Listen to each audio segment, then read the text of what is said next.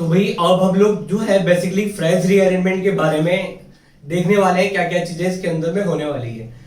तो बेसिकली बात तो ये है कि जब हम लोग फ्रेज रीअरेंजमेंट की बात करते हैं तो ये हमारे पास में एक रिएक्शन है, और रिएक्शन ये जो है वो किसकी है, ये रिएक्शन है हमारे पास में एस्टर की, ठीक है। और एस्टर भी ऐसा वैसा एस्टर नहीं है, ये बेसिकली क्या है हमारे पास में फिनाइल एस्टर। जब किसी एस्टर के अंदर में इस तरीके से रिंग प्रेजेंट होगी तो that will be known as the phenyl ester, ठीक है। और ये जो फिनाइल एस्टर है इसके अंदर में लुईस एसिड की प्रेजेंस में बेसिकली रीअरेंजमेंट हो जाता है। और रीअरेंजमेंट होने पे क्या होगा कि ये जो आपके पास में यहां पर एसाइल ग्रुप है, ठीक है, ये वाला ग्रुप जो है ये माइग्रेट होके कहां पे चले जाता है, रिंग के ऊपर में चले जाता है। तो ऑब्वियस सी बात है कि जो प्रोडक्ट है, प्रोडक्ट में क्या होगा, ये जब माइग्रेशन होगा तो आपको एक कीटोन मिलेगा, और वो कीटोन भी ऐसा वैसा कीटोन नहीं होगा, वो हमारे पास में कीटोन होगा जिसके अंदर में बेसिकली क्या हो, हाइड्रोक्सी ग्रुप प्रेजेंट हो। तो जैसे यहां पर आप देख रहे हैं कि ये हमें एक प्रोडक्ट मिला है। अब यहां पर जो प्रोडक्ट है ये हमारा कौन सा प्रोडक्ट है भैया, ये हमारे पास में ऑर्थो प्रोडक्ट है, ठीक है, इसे हम लोग ऑर्थो प्रोडक्ट कहते हैं। और ये प्रोडक्ट यूजुअली कब बनेगा, जब हम लोग टेम्परेचर को हाई रखेंगे। तो this product is form at the high temperature. उसी के साथ में क्या होता है कि यदि हम लोग टेम्परेचर लो रखते हैं तो लो टेम्परेचर पे हमें जो प्रोडक्ट मिलता है वो क्या हो जाता है, वो हो जाता है हमारे पास में पेरा प्रोडक्ट। और पेरा प्रोडक्ट में ऐसा होगा कि ये जो OH ग्रुप है, ठीक है, इस OH ग्रुप के पेरा वाली पोजीशन पे आपके पास में प्रेजेंट होगा C डबल बॉन्ड OR, ठीक है। तो that is how you get the पेरा प्रोडक्ट ओवर हियर। और ये पेरा प्रोडक्ट जो है, ये पेरा प्रोडक्ट आपको मिलता है लो टेम्परेचर पे। सो this is the low temperature product, ठीक है। लो टेम्परेचर पे आपको जो प्रोडक्ट मिलता है वो क्या मिलता है, पेरा वाला प्रोडक्ट मिलता है।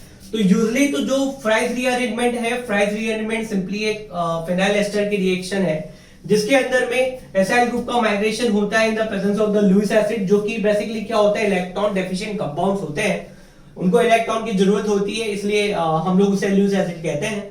इनकी प्रेजेंस में रीअरेंजमेंट प्रोडक्ट मिलता है, तो एक ऑर्थो प्रोडक्ट मिलता है, एक पेरा प्रोडक्ट मिलता है, ठीक है।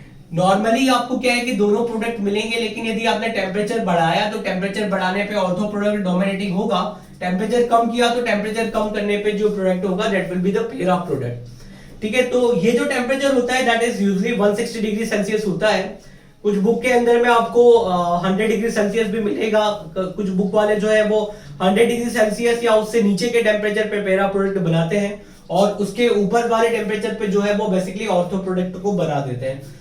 तो अब यहां पर ऐसा है सब, बेसिकली आपको हाई टेम्परेचर और लो टेम्परेचर वाली बात को ध्यान में रखना है। तो देखिए जैसे ये हमारे पास में फिनाइल एस्टर है, तो फिनाइल एस्टर को बनाना भी आसान है। फिनॉल लीजिए, आप फिनॉल की रिएक्शन करवा दीजिए, फिनॉल की रिएक्शन आप करवा दीजिए किसी ऑर्गेनिक एसिड के साथ में, तो it will get convert to the phenyl ester. या फिर आप क्या करें, इसकी रिएक्शन आप करवा दें किसी एनहाइड्राइड के साथ में। तो जब आप एनहाइड्राइड के साथ में इसकी रिएक्शन करवाएंगे इन द प्रेजेंस ऑफ NaOH, ठीक है, तो ये भी बेसिकली आपको क्या दे देगा, वहां पर फिनाइल एस्टर दे देगा। तो बेसिकली ये फिनाइल एस्टर जो है ये हमारा प्रोडक्ट रिएक्टेंट है, और ये रिएक्टेंट कन्वर्ट हो जाता है किसके अंदर में, ये कन्वर्ट हो जाता है भाई कीटोन के अंदर में, ठीक है।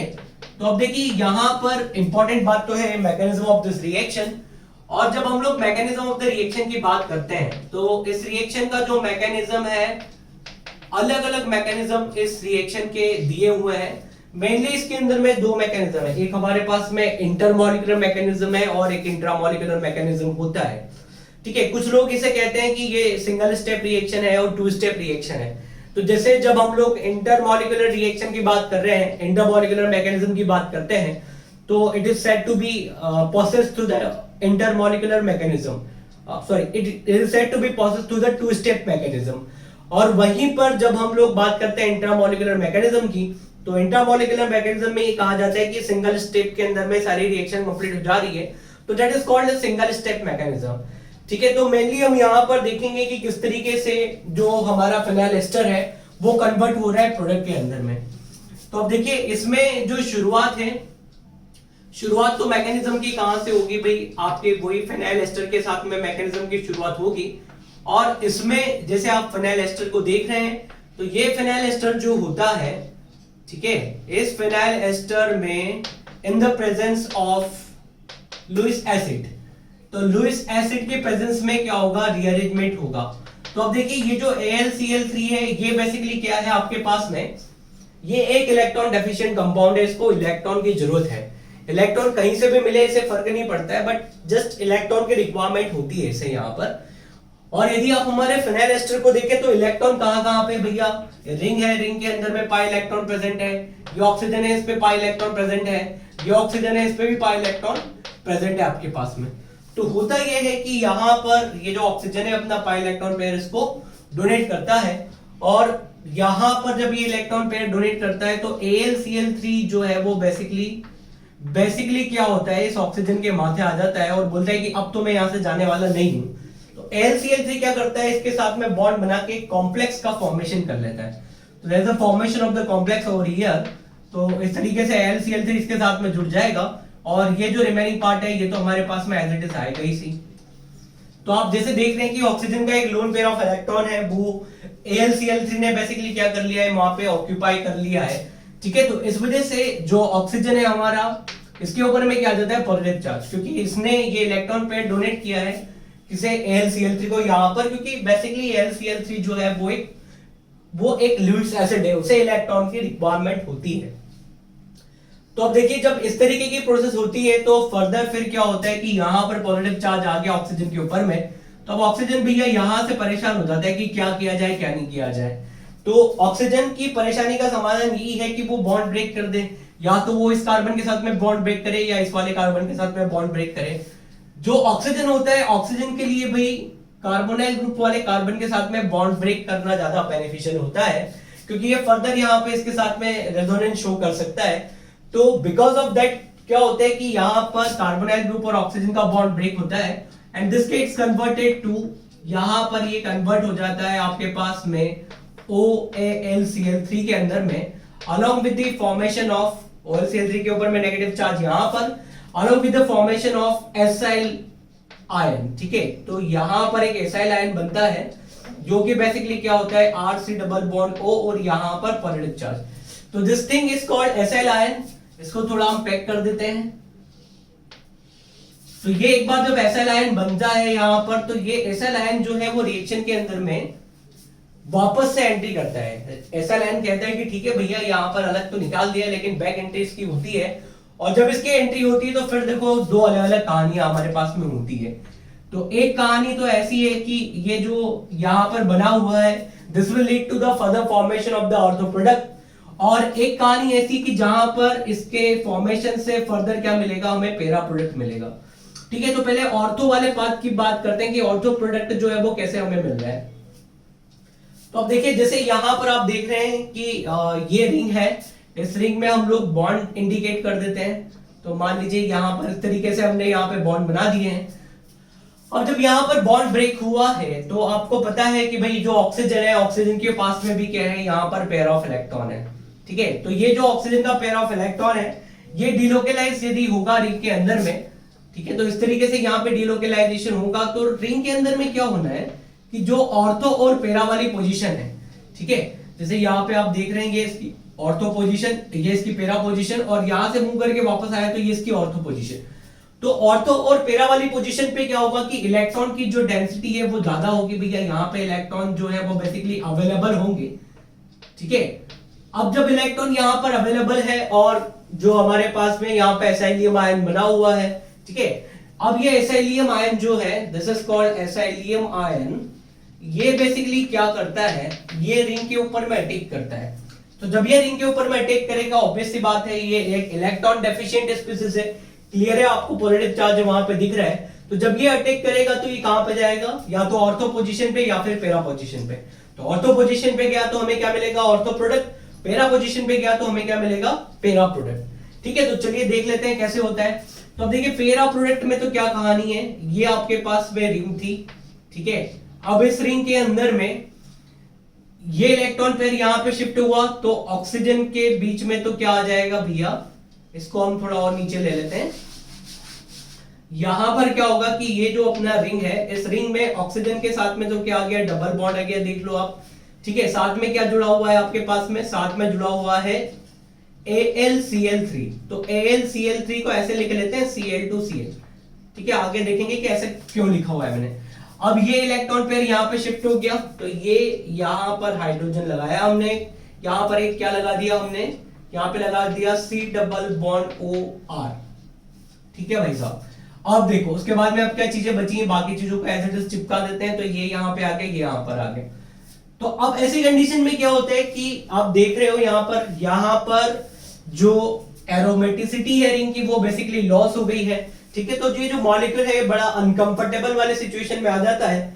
तो लेटर ऑन क्या होता है यहां से कि जो हमारा हाइड्रोजन है, ये हाइड्रोजन बेसिकली अपना इलेक्ट्रॉन पेयर दे के यहां से एलिमिनेट हो जाता है। और जब हाइड्रोजन अपना इलेक्ट्रॉन पेयर दे के यहां से एलिमिनेट होता है तो देखिए क्या कंडीशन होती है। ये जब यहां से अपना इलेक्ट्रॉन पेयर देगा, ठीक है, तो यहां पर ये इलेक्ट्रॉन पेयर शिफ्ट यहां पर होगा और ये इलेक्ट्रॉन पेयर जो है वो क्लोरीन के साथ में क्या होगा, निकल जाएगा। तो बिकॉज ऑफ दैट जो आपको प्रोडक्ट मिलेगा, प्रोडक्ट के अंदर में क्या चीज होगी, मतलब फर्दर जो नेक्स्ट स्टेप है उसके अंदर में क्या होगा, यहां से HCl का एलिमिनेशन हो जाएगा। HCl का एलिमिनेशन होने के साथ में जो रिंग है, रिंग के ऊपर में ऑक्सीजन के साथ में फिर से single bond, and now you will have AlCl2 over here. ठीक है, AlCl2 हो जाएगा और साथ में यहां पर क्या होगा, अब ऑर्थो पोजीशन पे हमारे पास में आ जाएगा C double bond OR। Alright, अब ये डबल बॉन्ड फिर से वहां पे बन गया, तो डबल बॉन्ड यहां पे लगा दें, इस डबल बॉन्ड को एज इट इज, इस डबल बॉन्ड को भी एज इट इज। ठीक है, तो यहां पर ऑर्थो पोजीशन पे जो एसाइलियम आयन है, एसाइलियम आयन का क्या हो गया भैया, एडिशन हो गया। ठीक है, अब एसाइलियम आयन का यहां पे एडिशन हो गया, तो नेक्स्ट स्टेप में यहां से आप यदि देखोगे तो क्या होगा, हम लोग Al जो हमें बेसिकली इसे हाइड्रोक्सिक कीटोन में यदि कन्वर्ट करना है तो हमें इसका क्या करवाना होगा, यहाँ पे प्रोटोनेशन करवाना होगा। और जब आप इसका प्रोटोनेशन करवाते हैं तो ये जो AlCl2 है ये यहाँ से क्या होगा भैया, एलिमिनेट हो जाएगा। तो जब प्रोटोनेशन आप करवाएंगे तो ये बेसिकली कन्वर्ट होगा किसके अंदर में, ये कन्वर्ट हो जाएगा ऑर्थो हाइड्रोक्सी कीटोन के अंदर में। ठीक है, तो इस तरीके से आपको क्या मिलता है, इस तरीके से आपको ऑर्थो प्रोडक्ट मिल जाता है, that is ortho hydroxy ketone. ठीक है, और ये जो ऑर्थो हाइड्रोक्सी कीटोन बना हुआ है ये कैसे बन रहा है, ये मैकेनिज्म जो है बेसिकली हमारा एक इंटरमॉलिक्यूलर मैकेनिज्म है। तो इंटरमॉलिक्यूलर मैकेनिज्म के थ्रू यहां पर क्या बन रहा है, हम लोगों को ऑर्थो प्रोडक्ट मिल जा रहा है। वहीं पर यदि हम लोग पेरा प्रोडक्ट की बात करें तो पेरा प्रोडक्ट के लिए इसको भी पैक कर देते हैं पहले तो हम लोग। तो ये हमारे पास में ऑर्थो प्रोडक्ट है, इसे हम लोग अंदर करते हैं पहले। अब जब पेरा प्रोडक्ट की बात कर रहे हैं तो पेरा प्रोडक्ट में कहानी फिर यहां से आगे बढ़ती है। यही जो रिंग थी आपके पास में, इसी रिंग के अंदर में क्या हो रहा है, इसी रिंग के अंदर में यदि आप देखोगे तो बेसिकली कंडीशन तो वही है। अब क्या है कि यहां पर इलेक्ट्रॉन पेयर माइग्रेट करके इस ऑक्सीजन यहां पर आया, इसका माइग्रेशन यहां पे, इसका माइग्रेशन यहां पे। ठीक है, मतलब शिफ्टिंग हो रही है इस तरीके से। तो शिफ्टिंग होने की वजह से क्या है कि पेरा पोजीशन पे इलेक्ट्रॉन की जो डेंसिटी है वो क्या हो गई, अपने पास में बढ़ गई। अब पेरा पोजीशन पे इलेक्ट्रॉन की डेंसिटी बढ़ गई तो यहां पर तो आ गया साहब डबल बॉन्ड। इसके साथ में क्या जुड़ा है आपके पास में, इसके साथ में यहां पर जुड़ा हुआ है AlCl3। ठीक है, AlCl3 इसके साथ में जुड़ा हुआ है। तो अब देख रहे हो आप यहां पर क्या है, 3 बॉन्ड हो गए ऑक्सीजन के, तो फिर से इसके ऊपर में पॉजिटिव चार्ज आएगा। ठीक है, यहां पर भी पॉजिटिव चार्ज आएगा जो छूट गया था। तो अब जैसे माइग्रेशन हुआ, इसके यहां से माइग्रेशन से ये वाला बॉन्ड शिफ्ट होके यहां पर आ जाएगा, ये शिफ्ट होके इधर पे पहुंच जाएगा। तो आप देखोगे कि यहां पर जो डबल बॉन्ड है इस पोजीशन की बजाय अब इस वाली पोजीशन पे आ गया। ठीक है, और एक डबल बॉन्ड यहां पर रहेगा और यहां पर आके पेरा पोजीशन पे जो है वो बेसिकली एसाइल ग्रुप ऐड हो रहा है। तो एसाइल ग्रुप यहां पर आप चिपका दें, ये C डबल बॉन्ड O और उसके साथ में क्या जुड़ गया, अपने पास में R जुड़ गया।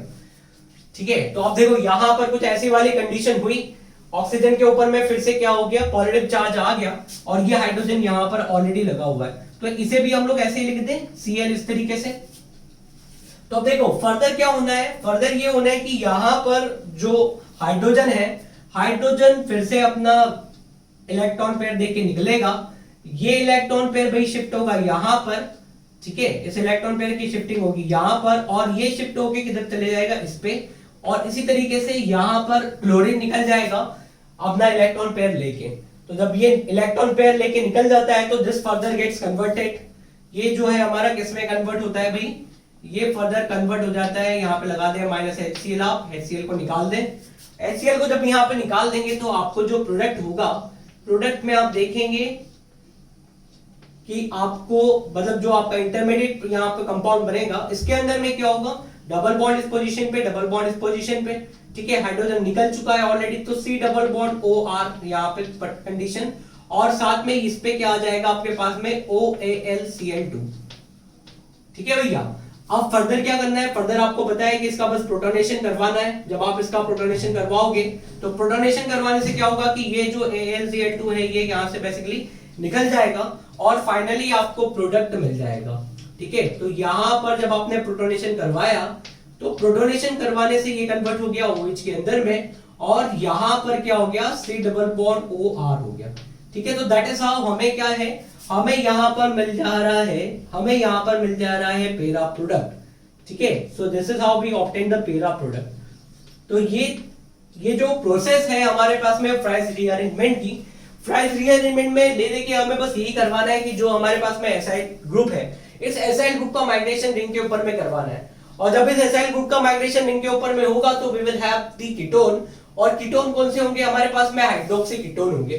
तो ये हाइड्रोक्सी कीटोन जो है ये एक स्पेशल कैरेक्टरिस्टिक है इस रिएक्शन की, मतलब यहाँ पर हम लोग क्या करते हैं कि बेसिकली इसका यूज ही इसलिए कर रहे हैं so that we can prepare the hydroxy ketone, क्योंकि ये जो हाइड्रोक्सी कीटोन है, हाइड्रोक्सी कीटोन को बनाने का तरीका ये भी है कि भाई आप क्या करें, आप जो है आपके पास में फिनॉल है, फिनॉल के रिएक्शन करवा दें, फिनॉल का आप फिडलक्राफ्ट एसाइलेशन करवाएं, ठीक है, और फिडलक्राफ्ट एसाइलेशन करवाएंगे किसके साथ में, एसाइल क्लोराइड के साथ में यदि, ठीक है, this is called acid chloride, acyl chloride, जो भी आप इसे बोलना चाहे, दोनों नाम है इसके लिए। तो जब आप इसका यहाँ पर रिएक्शन करवाते हैं तो यहाँ पर भी फिडलक्राफ्ट एसाइलेशन में in the presence of AlCl3 you will have the product, और वो प्रोडक्ट क्या होगा, वो प्रोडक्ट यही होगा कि OH यहाँ पर आ जाए और साथ में यहाँ पर क्या हो जाए, आपके पास में आ जाए C डबल बॉन्ड OCH3, ठीक है। लेकिन इसकी जो यील्डिंग होती है वो बहुत ही कम होती है, 4 से 5% इसकी यील्डिंग होती है।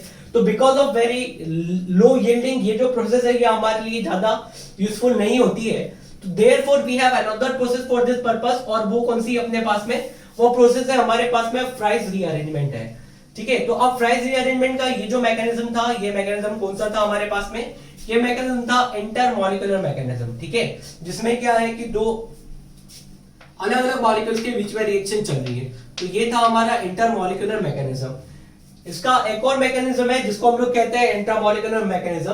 इंटरमॉलिक्यूलर मैकेनिज्म पे आने से पहले कुछ इंपॉर्टेंट पॉइंट इसके बारे में हम लोग नोट डाउन कर लें। और पहला पॉइंट तो ये है कि ये जो रिएक्शन है, ये रिएक्शन, इस रिएक्शन में यदि आपने कोई इलेक्ट्रॉन विथड्रॉइंग ग्रुप लगा दिया, ठीक है, जो सबस्ट्रेट है, सबस्ट्रेट के अंदर में यदि कोई इलेक्ट्रॉन विथड्रॉइंग ग्रुप होगा तो वो क्या करेगा, रिएक्शन को रिटार्ड करेगा, और यदि इलेक्ट्रॉन डोनेटिंग ग्रुप प्रेजेंट होगा तो क्या करेगा, रेट ऑफ रिएक्शन को बढ़ा देगा। तो पहला पॉइंट तो यही नोट करने वाला है कि इलेक्ट्रॉन डोनेटिंग ग्रुप जो होंगे वो क्या करेंगे, इंक्रीज करेंगे रेट ऑफ रिएक्शन को, और इलेक्ट्रॉन विथड्रॉइंग ग्रुप क्या करेंगे भैया, यहाँ पर इलेक्ट्रॉन विथड्रॉइंग ग्रुप जो है वो डिक्रीज करने वाले हैं रेट ऑफ रिएक्शन। तो that is the first point to be noted over here. दूसरी बात क्या है कि ये जो प्रोसेस है ये हमारे पास में इंटरमॉलिक्यूलर भी है, ठीक है, इंटरमॉलिक्यूलर भी होती है और इंट्रामॉलिक्यूलर भी होती है, ठीक है। तो दोनों मैकेनिज्म है इसके एविडेंट, इंटरमॉलिक्यूलर और इंट्रामॉलिक्यूलर मैकेनिज्म फॉलो करती है। और सबसे इंपॉर्टेंट